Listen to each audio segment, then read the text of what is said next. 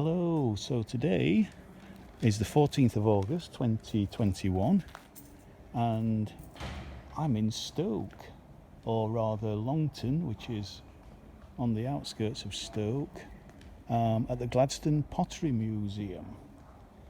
And I'm not going to do much of a video, just to show you really the extent of the place. I'm just going to take you into one of these kilns, just to give you an idea of what this was all about 200 years ago. The engine house there. So this is where all the pottery was fired.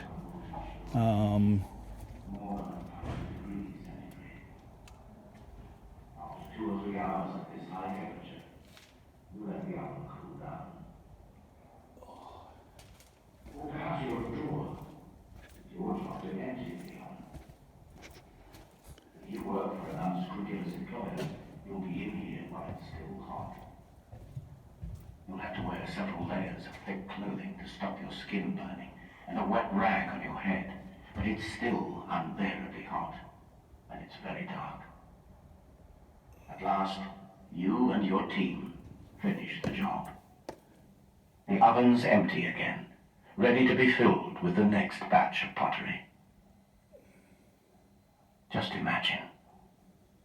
Imagine what it must have been like to work in here. In a bottle oven, where it was always warm or hot inside. Maybe you're a placer like this man. You fill the saggers with pottery, carry them into the oven on your head, and climb a ladder called the hoss to stack them. The saggers are extremely heavy, and you'll need more than 2,000 to fill this oven. You have to work fast, too slow, and you'll lose your job. Or maybe you're a fireman in charge of firing, and the oven is full and the door is bricked up. You light the coal fires.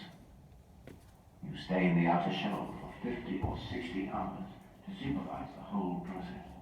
It gets very hot. Every so often you check how the firing is progressing with test pieces of pottery. And you move the dampers up top to control the heat. Many hours later, the oven will reach the right temperature, more than 1,000 degrees centigrade. After 2 or 3 hours at this high temperature, you let the oven cool down. Or perhaps you're a drawer. It's your job to empty the oven.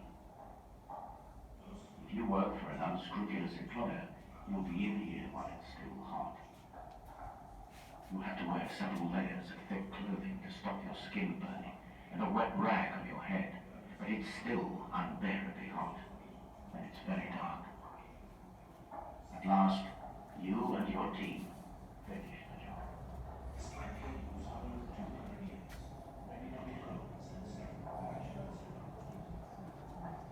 It's so vital that places like this remain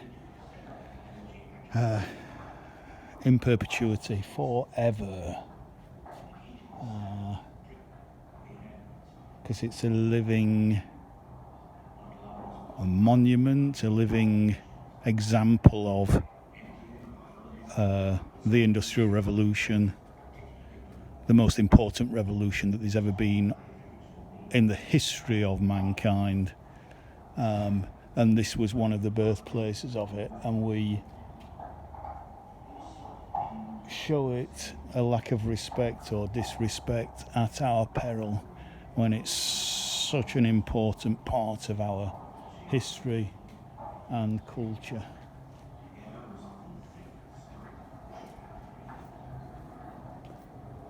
If the atmosphere was damp, you couldn't see anything because the dampers would hold the smoke down and let it go. Though some firms started to use gas and electric ovens from the 1920s onwards, it was the Clean Air Act of 1956 that finally obliged the manufacturers to change. Within 10 years, most of the bottle ovens been demolished to create space for new gas and electric avenues.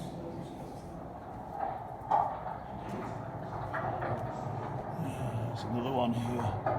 Look at the size of that. This looks the biggest one. Absolutely huge up there. Jesus.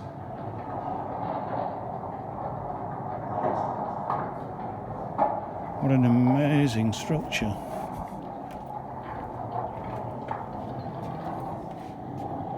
That's where you're stoking the fires up.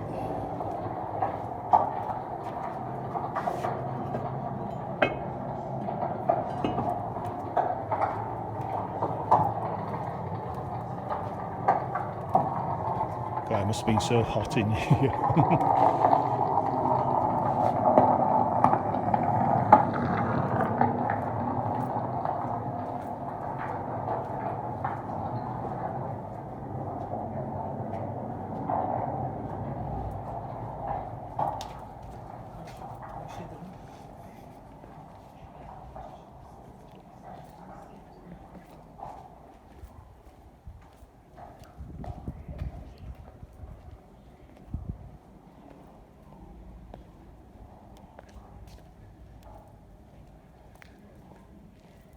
Time we're on 6 minutes.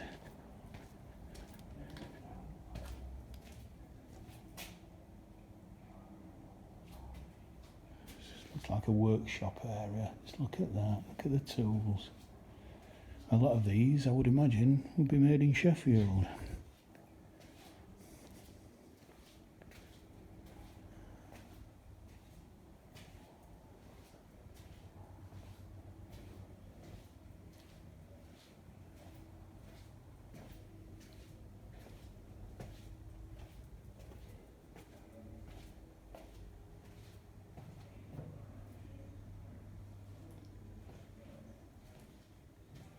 Right, I think I'm going to stop recording now. I don't think I've got much space left on my phone. The slip house. Preparing the clay.